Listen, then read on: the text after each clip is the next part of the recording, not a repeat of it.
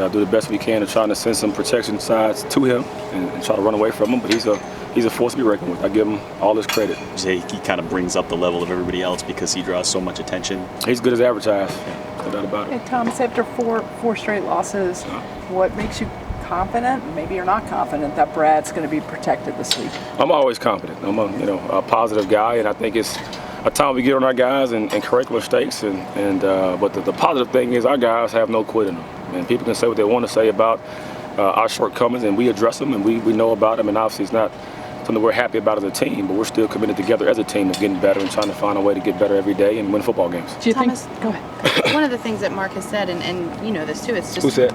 Mark. Oh, You know, okay. very close. The one play here, one play there, and it's a matter of teaching them how to finish. How do you teach a team to finish? I know you got to guys change. have been so close. Yeah, you got to change the mindset that everything is important, and it starts in practice. And I think just us as coaches staying on guys and making sure that there's never any letdown, and having leaders within. I told our guys in the springtime that any great football team I've been around is player driven. You got to be led from within, and obviously coaches will do a really good job of setting the example. But on game day, we don't play. My days are over with. We're not on the football field anymore. So I think it's important that we rally together.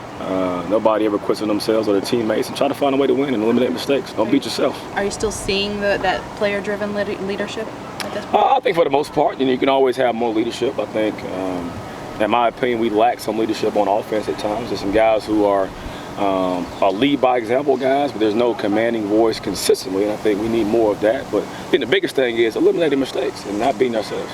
Comes the running game has almost disappeared the last few weeks. What's the reason? I think the biggest thing is playing behind the sticks.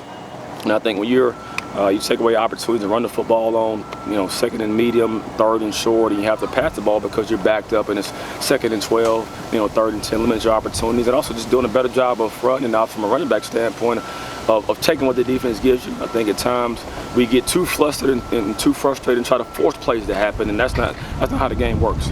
Take what the defense gives you and stick to your keys and play full speed every snap. How are the guys in your room holding up, mentally, not really succeeding the way I'm sure they want to?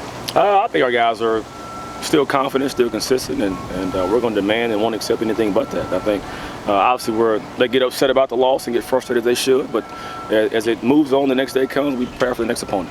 Now we're on the pit. Did you expect more from Gus last week?